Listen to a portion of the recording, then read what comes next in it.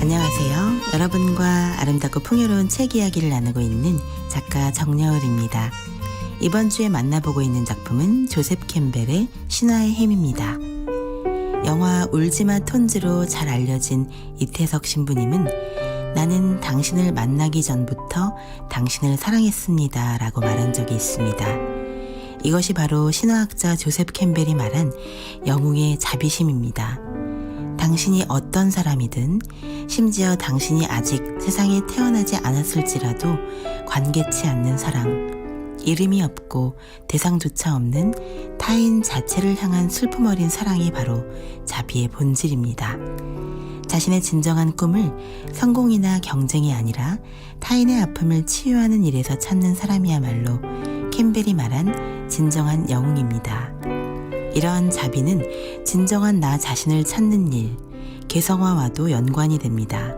심리학자 칼 융은 무의식의 의식화, 즉 잠재된 무의식을 뚜렷한 의식의 차원으로 끌어올리는 일을 개성화라고 합니다.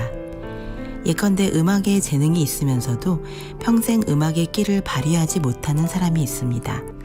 그는 수십 년간 오직 음악과 상관없는 일에만 죽도록 몰두하다가 어느 날 우연히 친구와 함께 공연을 관람하러 가게 됩니다.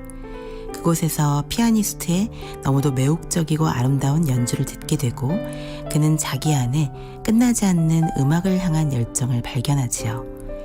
단지 아름다운 음악을 듣는 것을 넘어 음악을 직접 연주하고 싶어하는 자신을 발견한 그는 주말만이라도 피아노 학원에 다니게 됩니다. 피아노 연주에서 평생 느껴보지 못한 엄청난 희열을 느끼는 것이지요. 월요일부터 금요일까지 열심히 돈을 버는 이유가 이제 주말 동안의 열정적인 피아노 연주를 위한 준비 과정이 됩니다. 피아노를 연주하지 않는 자신은 전혀 상상할 수 없게 되어버리지요. 신화학자 조셉 캠벨은 이를 블리스, 즉 내면의 희열이라고 말합니다. 개성화의 비결은 바로 자기 안에 눈부신 기쁨, 이 블리스를 매일 실현하는 것입니다. 피아노를 연주하는 순간 인생의 모든 압박감을 잊을 수 있다면, 지금 이 순간 완전히 몰입해 모든 걱정을 잊어버리고 찬란한 기쁨을 느낄 수 있다면, 우리는 지금 당장 피아니스트가 되지 않아도 이미 눈부신 개성화의 주인공이 된 것입니다. 정여울의 도서관이었습니다.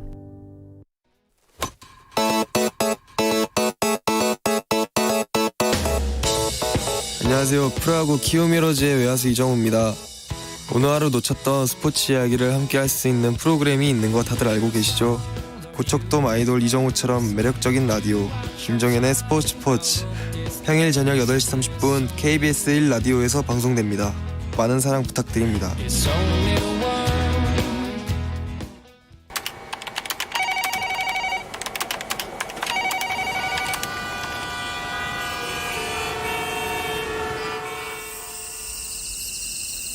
하루를 마무리하는 시간, 당신이 놓친 소식을 전하는 시사 이야기꾼이 찾아갑니다. KBS 1라디오 김성환의 시사야. 평일 밤 10시 5분 많은 청취 바랍니다. 지금 시각은 3시 30분입니다. KBS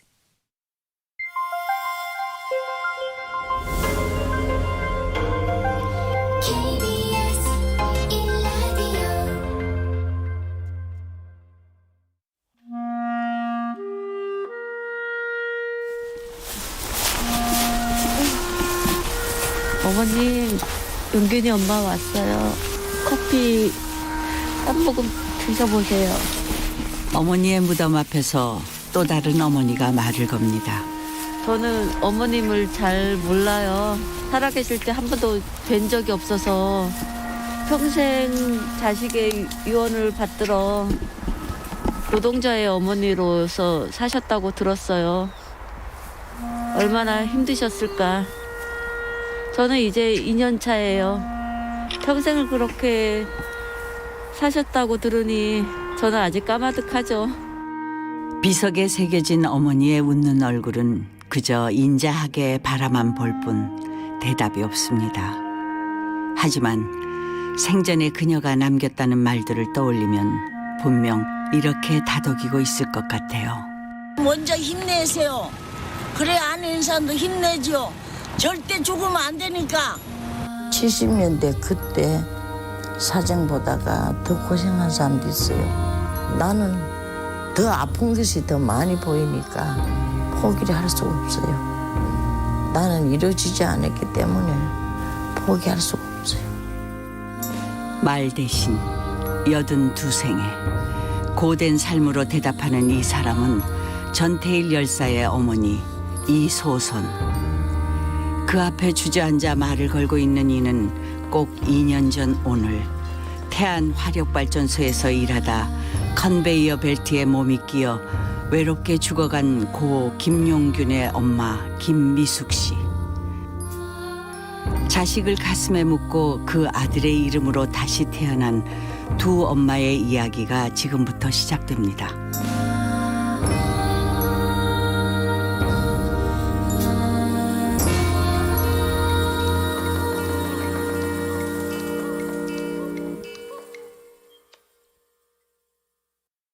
안녕하세요.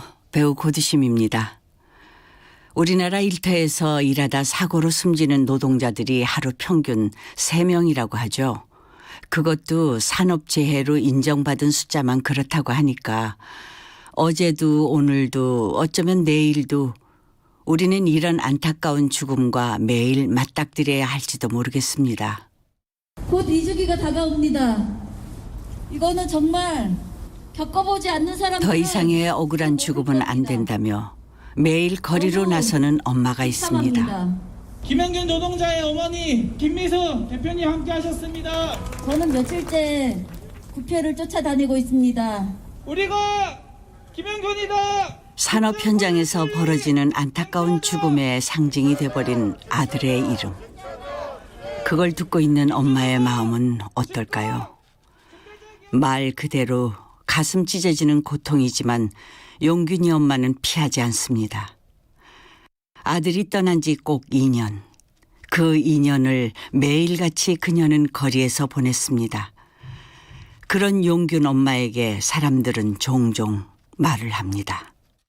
존경스럽기도 하고 제2의 전태일 어머니, 이소선 어머니나 그 어머님들의 모습을 보는 그런 느낌이 많았고 제2의 이소선 여사 같다라는 생각이 들고. 이소선. 용균 엄마 김미숙 씨에게 이 이름은 어떤 의미일까요? 사실 못 들어봤거든요. 처음에는. 자꾸 기자분들이 오셔갖고 그런 얘기를 하시니까 궁금했죠. 그래서 이소선 어머니 누구세요? 그랬더니 전태일 어머님이시라고 얘기를 하더라고요. 궁금했어요. 그분이 어떤 삶을 사셨고 이런 거에 대해서. 대한민국 노동운동의 상징이 된 이름 전태일. 당시 나이 23, 봉제공장 재단사였던 청년 전태일은 평화시장의 열악한 노동 환경을 바꾸기 위해 싸우다 1970년 11월 13일 스스로 몸을 불태웠습니다. 화염 속에서도 그는 이렇게 외쳤다고 하죠. 근로기준법을 준수하라. 노동자는 기계가 아니다. 당시 41살이었던 전태일의 엄마 이소선 여사는 아들이 죽음으로 절규했던 이 바람을 이루기 위해 자신의 남은 생을 바쳤습니다. 그래서 김미숙 씨는 이소선 여사에게 묻고 싶은 게 참 많습니다. 그 많은 노동자들의 피해를 보시고 되게 힘드셨을 것 같은데 어찌 견디셨을까. 원동력은 자식하고 약속을 했잖아요. 그리고 본인이 스스로 이쪽에 뛰어들고 보니까 엉망진창인 것을 보고 가만히 두고 못 보는 거죠. 같이 해야 되겠다. 태안 화력발전소에서 숨진 고 김용균 씨는 발견되기 4시간 전에 이미 사망한 것으로 추정됩니다. 꼭 2년 전 오늘 의사 측은 사고 용균이에게 일어났던 그 사고 소식을 들었다면 이소선 어머니는 어땠을까? 많이 아프지. 그렇지만 정신 챙겨서 잘 몸으로 버텨내야 된다. 이렇게 하셨을 것 같아요. 맞아요. 한달음에 달려와 미숙 씨를 안아줬을 겁니다. 이소선 어머니는 그런 분이었으니까요. 다친 노동자를 찾아가 가족을 위로하고 얼마나 놀랐겠어요. 그래도 다행이라고 생각해요. 나는 올 때 어떻게 됐는가 싶고 막 가슴이 저리 들더만. 35m 크레인 위에서 고공농성하던 해고 노동자를 엄마처럼 마음으로 품어주던 사람. 그러다가 혼자 누워서 못 일어나 버리면 죽는 거 아니냐고. 내가 태일의 엄마로서 밤에는 영 잠을 못 자고 제발 내려왔으면 좋겠다고. 내려와요. 문자 내려와. 용균 엄마 김미숙 씨에겐 또 하나 큰 위로가 되는 장면이 있습니다. 1988년 11월 13일 수만 명의 노동자들 앞에서 큰 소리로 외치던 이소선 어머니의 그 목소리. 나보고 비극받다고 말하지 마세요. 우리는 절대로 죽지 말고 살아야 된다는 것을 당부하고 싶습니다.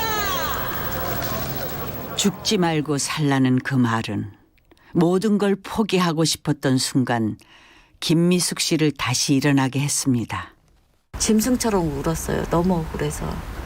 그러면서 알게 된 게 우리나라 많은 노동자들이 너무 많이 죽고 있다라는 거. 용균이 사건만으로도 너무 분에 차 있었는데 그 사람들이 다 그렇게 죽는 것도 너무 놀랐고 그게 다 저의 가슴에 막. 김미숙 씨가 거리로 나가 용균이의 이름을 외치는 이유입니다.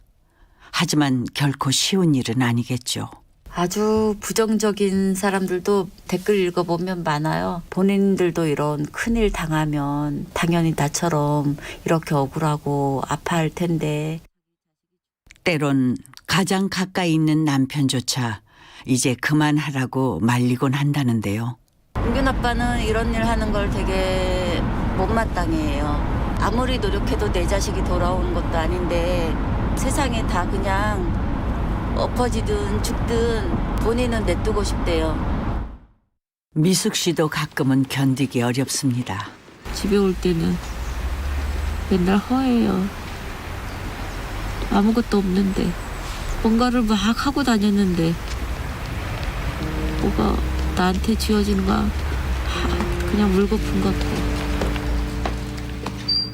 이럴 땐 이소선 어머니를 찾아가 매달려 울고 싶어집니다. 당신은 어떻게 그렇게 사셨냐고.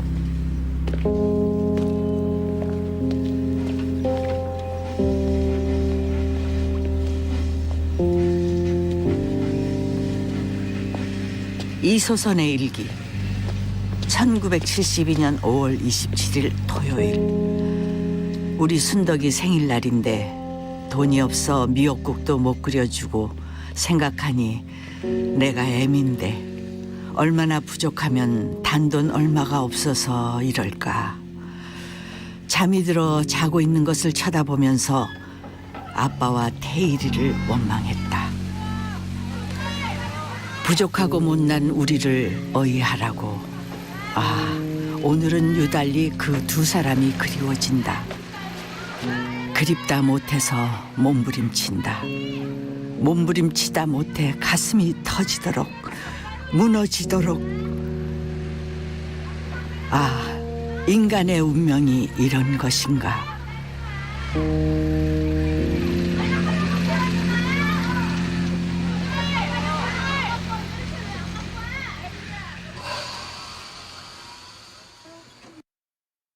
수백만 노동자의 어머니로 살았지만 아들 생각이 날 때면 이내 가슴이 무너져 내렸다는 이소선의 일기. 어머니는 아들이 떠나던 날도 온몸으로 기억하고 있었습니다. 우리 동네 그 사는 데가 뭐가 좋나. 전대리가 휘발유를 덮으시고 분신해서 위독하다고. 동네 사람이 막 테일엄마 그러고 막 찾아다니는 거라. 이제 올 것이 왔구나. 끔찍한 소식을 듣고 병원으로 달려가 보니 누워있는 아들의 모습은 더 참혹했습니다. 허연 거를 막 가만 안 데서 막 배에서부터 끌어서 막 일로 올라오는 것 같아. 그래서 그 의사가 칼로 가지고 여기를 탁 따더라고. 따니까 걔하고 거품하고 푹푹 쏟아지는 거야. 엄마 크게 대답해. 내 하는 소리를 그러는 거라 피가 나는데도 그 들어보니까 놀래갖고 내가 대답을 못하니까 왜 크게 대답 안 하냐고 그러니까 내 몸이 가루가 되더라도 네가 부탁하는 말을 내가 다 지킬 거라. 그래서 내가 안 지킬 수가 없었어. 목숨이 끊어지는 고통 속에서도 아들 전태일이 간절히 부탁했던 건 이제부턴 엄마가 노동자들을 위해 살아달라는 무거운 약속이었죠. 엄마 똑바로 들으라고. 그러니까 똑바로 듣는다. 할 말 다 해라. 내 목숨 하나 바쳤어. 창고형을 하나 내놓고 쓸 테니까 노동자와 학생들이 저 창고형을 보고 그렇게 소리를 지르면 갈 때 엄마는 앞장서서 같이 소리를 질러줘야 된다는 거예요. 내 한 목숨 죽었는 바늘만큼 창고멍을 바라보고 열심히 뛰면은 많은 아들도 생기고 많은 딸도 있으니까 내 아들이 죽었다 생각하지 말고 외롭지도 않고 슬프지도 않을 것이다. 세상은 전태일을 열사라 투사라 칭송하지만 아들의 참혹한 죽음을 지켜봐야 했을 어머니의 마음은 감히 상상조차 할 수 없습니다. 가시말이 하는 거야. 밑에는 항상 앙구미가 깔아앉아갖고 있지 생각 안 하려고 밀어내니까 그때 말하던 거는 얼굴이나 생각에 내 피부에 막 와 닿으면은 육체적으로 막 세포까지 다 움직이는 것 같으니까. 떠올리기만 해도 세포까지 저려오는 어여쁘고 귀한 내 아들. 내 마음 한구석에는 우리는 부모놀이를 하지 못했기 때문에 아까운 아들을 잊어버렸다. 그 마음의 죄책감 때문에 막 그 상처가 끓는다. 없는 사람 사정을 너무 많이 알게 해줬다는 것이 죽을 결단까지 내리지 않았는가. 가난한 집안의 맞이, 배고픔과 차별에 상처받으며 너무 일찍 철이 든 탓에 우리 아들이 그랬던 건 아닐까. 엄마는 죄스럽기만 합니다.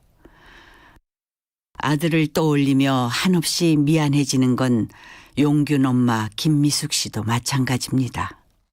그 용균이 사고 나기 전 한 7년 전부터의 아빠가 몸져 누워서 생활하기 어려웠거든요. 그래서 저 혼자 벌고 본인을 꿈을 물어봤어요. 생각한 게 없대요. 내가 좋아하는 일을 해야 되겠다. 이런 꿈은 아예 그냥 접어버릴 수밖에 없는 현실이 아닐까. 없이 사는 부모라서 아이가 꿈조차 빼앗겨 버렸나. 아이의 마지막 모습을 떠올리면 엄마의 가슴은 더 사무치게 아파옵니다. 영화실 안내를 받고 들어갔는데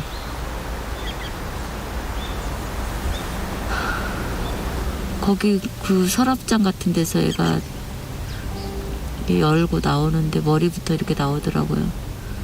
내 얼굴이 다 까매 있어요. 멀리서 보니까 누가 누군지 모르겠고 얼굴을 만져봤어요. 내 아들 똑같은 피부인 거예요. 단지 다른 거는 이제 차가운 느낌. 내 몸 상태를 보면은 어떻게 살아갈 수 있을까? 그거 지금 그것만 생각하면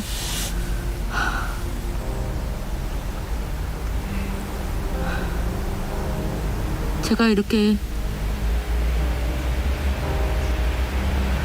정말 속에서 불이 나는 것 같아요. 그것만 생각하면.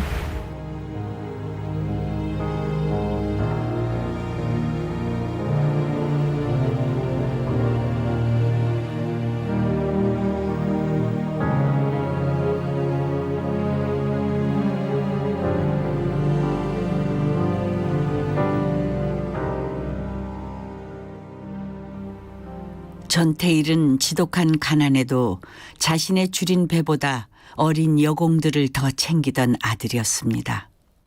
만날 평안시 자서 밤에 1시나 2시나 오고 안 그러면 밭에서 자고 오고 그랬어. 내가 하도 안 와서 너는 왜 그렇게 늦게 왔냐고.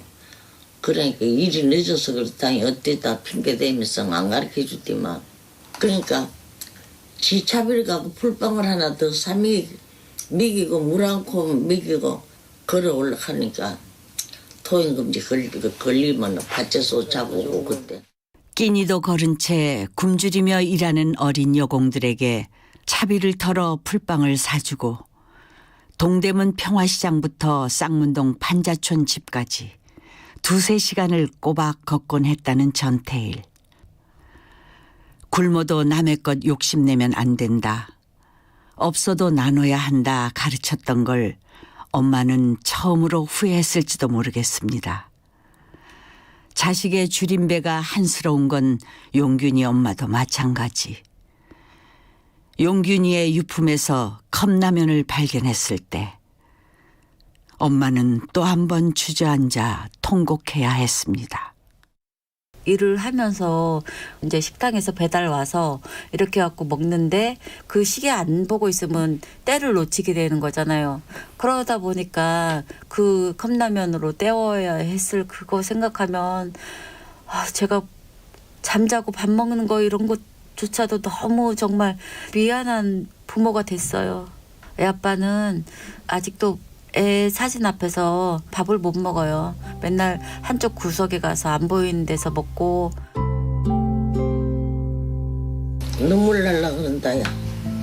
이리 건드려갖고 밤새도록 잠안 잘 때 그 얼굴이 떠오르고 정말 가만 만날 수 있는가.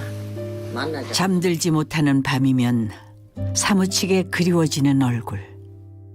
무섭진 않니? 그쪽에는?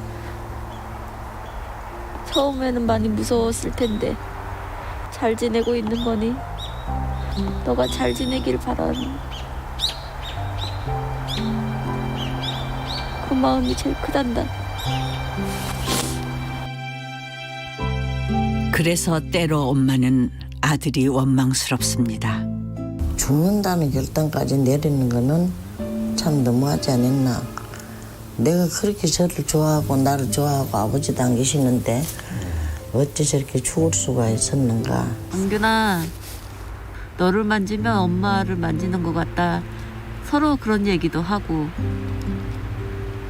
참 너는 나였는데 내가 죽은 것 같아갖고 참 내가 살아있어도 사는 것 같지가 않구나. 그리고 가끔씩 궁금해집니다. 아들은 남겨진 엄마가 어떻게 살기를 바라고 있을까? 용균이하고 나이 똑같은 조카한테 물어봤어요. 네가 용균이라면 엄마가 어떻게 하길 바라냐 그랬더니 엄마가 진짜 행복하게 살았으면 좋겠다. 이렇게 자기는 생각할 거라고 하더라고요. 근데 저는 또 자식이 그렇게 갔는데 어떻게 행복할 수가 있어요. 나는 사실 전혀 행복한 삶이 될 수가 없다. 그래서 엄마는 딱 하나만 바라보기로 했습니다. 사고 나기 열흘 전 용균이가 위험 속에서 일하는 비정규직을 보호해달라며 들었던 피켓. 얼마나 일하는 게 열악했으면 인제 들어간 지 3개월도 채 안 된 애가 저런 걸 하려고 했을까. 엄마가 이제 뭘 하겠니. 네가 남긴 피켓 그거 보고 사는 것 수밖에. 너처럼 억울하게 죽지 않게 만드는 것이 너의 바람이라고 생각하고 그것이 내가 할 수 있는 일이라고 생각하고 그냥 그렇게 살렸다. 아들의 죽음을 헛되이 할 수 없다. 전태일을 잃은 어머니 이소선의 소원이기도 했습니다. 소외당한 노동자, 빈민에서 울고 있는 부러지는 그 서민들, 그런 사람들이 인간답게 살 수 있는, 공평하게 살 수 있는 그런 나를 만들어줬으면 내 평생 소원이 그거라고. 내 작은 여자가 무엇을 알겠고 힘이 있나마는 내 소원은 그날을 기다리고 지금까지 살았다고.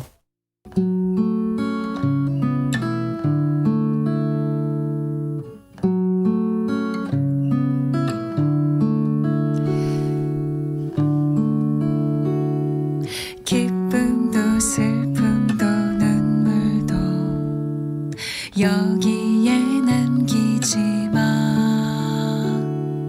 기쁨도 슬픔도 눈물도 여기 남겨두지 마. 나는 노동자의 어머니를 하면 좋아하진 않았지. 듣기 싫진 않았어. 노동자의 어머니니까 노동자의 어머니를 가지고 뭐라 하겠노. 누가 여사가 그럼 난 여사가 아니다. 전태리 엄마라고. 여사가 무슨 말라 죽은 여사냐. 그럼 막 성질냈어. 그냥 용균이 엄마. 용균이의 억울함, 죽음의 반기를 든 엄마. 엄마가 제일 힘이 큰 것 같아요. 엄마라서.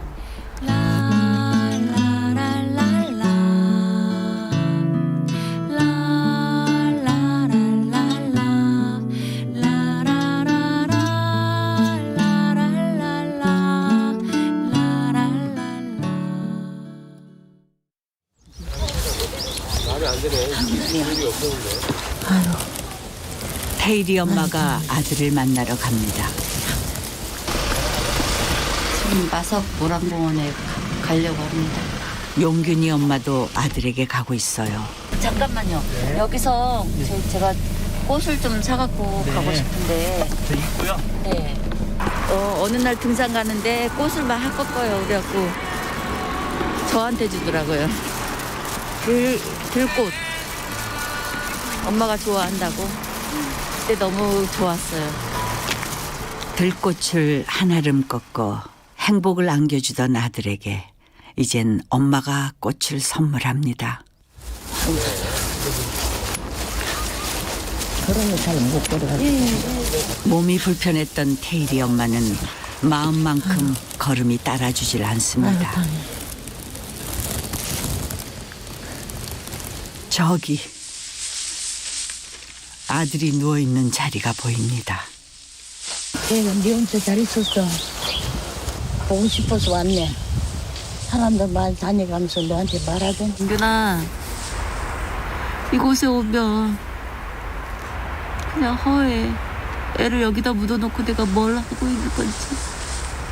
엄마를 보고도 아무 말이 없는 아들들. 혹시 꿈이 아닌가 싶어. 혹시 꿈이 아닌가. 꿈은 아니겠지. 윤아, 너하고 엄마 아빠는 어떡하냐. 이렇게 해도 너 못 만나고 저렇게 해도 못 만나고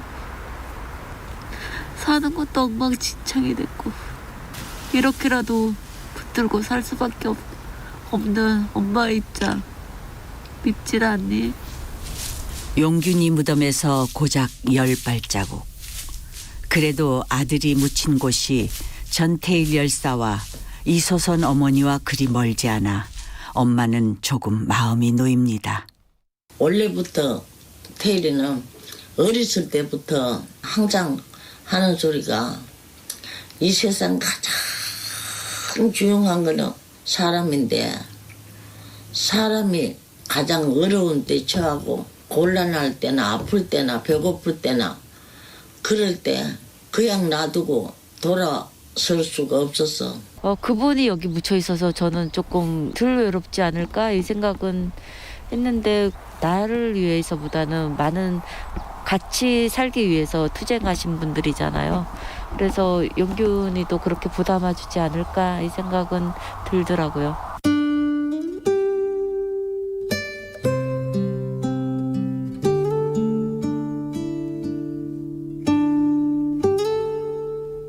같은 곳에 아들을 묻고 똑같은 아픔으로 가슴이 까맣게 타버린 두 엄마, 이소선과 김미숙. 자신과 똑같은 길을 걷고 있는 미숙에게 소선이 말을 겁니다. 내 자체로 스스로 누구 열사 엄마입니다. 그렇게 해서는 안 되잖아. 내가 낮아져야지. 그러고 또 인간 차별한 데는 대가리 쳐기도록 삼아. 왜? 인간은 날 때마다 인권은 똑같이 타고났다. 소외당한 노동자, 빈민에서 울고 있는 부러지시는 그 서민들, 그런 사람들이 인간답게 살 수 있는 나를 만들어줬으면 내 평생 소원이 그거라고. 그리고 당부의 말도 잊지 않으시죠. 소금에 찍어도 밥 먹고 먹고 먼저 힘내세요. 살아서 싸워서 이겨야 되니까. 절대 죽으면 안 되니까. 그런 소선에게 미숙이 답합니다. 그 어머님께서 전태일 그분처럼 전태일 몸으로 사셨잖아요. 저도 용균이 몸으로, 용균이가 제 몸속에 들어와 있는 것처럼 그렇게 열심히 살게요. 평생 고생 많으셨습니다, 어머니.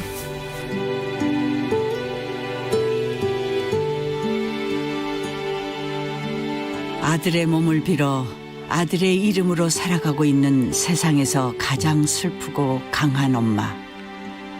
50년의 세월을 두고 같은 삶을 반복하고 있는 이소선과 김미숙. 더 이상 같은 아픔을 반복하는 또 다른 엄마가 없기를. 그 슬픔의 수레바퀴가 이제 그만 멈추길. 그들이 꿈꾸고 바라는 세상을 같은 마음으로 기다립니다. 이 세상 어딘가에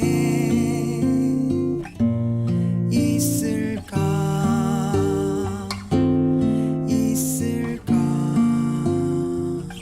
특집 다큐멘터리 두 엄마 이야기. 소선이 미숙에게, 미숙이 소선에게. 지금까지 구성 이정아, 연출 김우광, 저는 연기자 고두심이었습니다.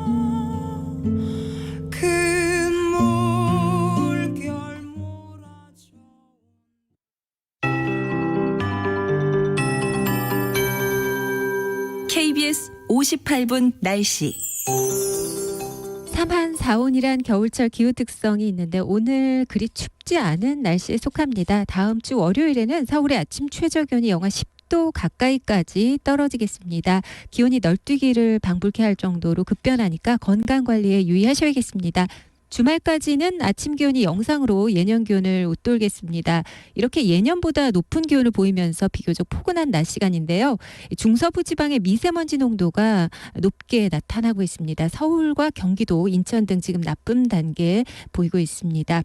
오늘 아침 이불 휴가를 냈던 구름이 지금도 빽빽합니다. 오늘 전국이 흐리겠고요. 동해안 쪽은 대체로 맑겠습니다. 밤에 중부와 전북 서해안 쪽으로 빗방울이 떨어지거나 눈이 조금 날릴 수는 있겠습니다. 내일도 비슷한 날씨인데요. 내일도 대부분 흐리고 동해안 쪽은 대체로 맑겠습니다.